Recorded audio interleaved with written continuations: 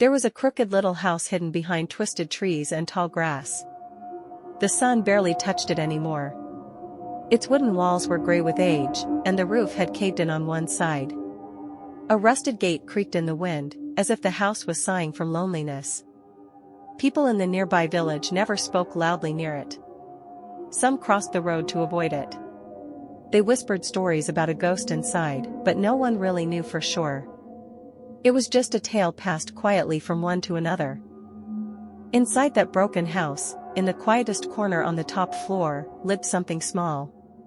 Not a monster, not a shadow with red eyes.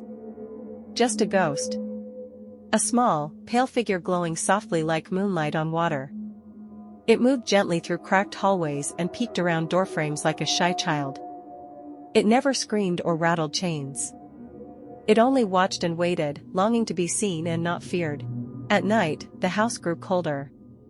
Winds howled through shattered glass. Floorboards creaked, but no footsteps were heard. The ghost wandered softly, brushing its hand over faded wallpaper and pausing beside dusty portraits it did not recognize. It stopped by a mirror and wrote one word with its misty finger, "Hello." But no one replied. Only silence. A silence that wrapped around everything like a heavy blanket. One night, the silence broke. Laughter and footsteps came from outside the gate. 4 teenagers dared each other to explore the haunted house. Their flashlights flickered as they crossed the threshold, excitement mixed with fear. The ghost heard them. Deep inside, something flickered, not fear, not anger, but hope. Maybe this time, someone would stay. The ghost tried to say hello. It gently tugged a curtain and nudged a chair. Then it wrote again on the mirror, "Hi." The teenagers stopped. One laughed nervously. Another shivered. "Did you see that?" someone whispered.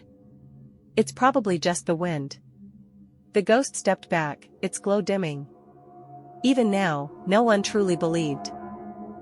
But something else had awakened deep within the house.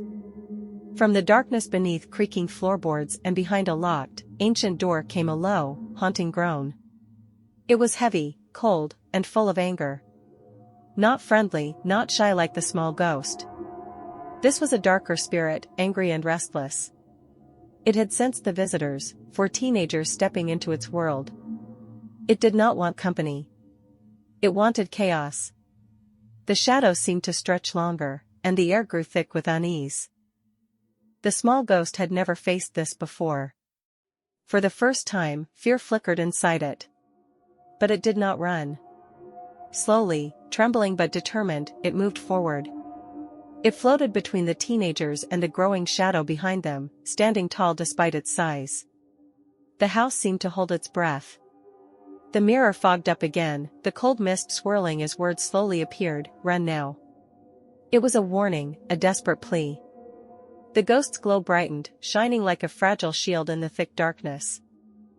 The air crackled with tension. Suddenly, doors slammed shut with thunderous force. Lights flickered and burst, throwing the house into chaotic darkness. The teenagers screamed, not from the shy ghost's presence, but from the menacing shadow creeping closer behind it. Their hearts pounded as they dashed down the stairs, stumbling over broken floorboards. Out in the yard, the cold night air hit their faces as they escaped the haunted grip of the house. One of them looked back, eyes wide with disbelief. There, standing at the doorway, was the shy ghost, glowing brighter than ever. It was no longer just a lonely watcher, it had become their protector.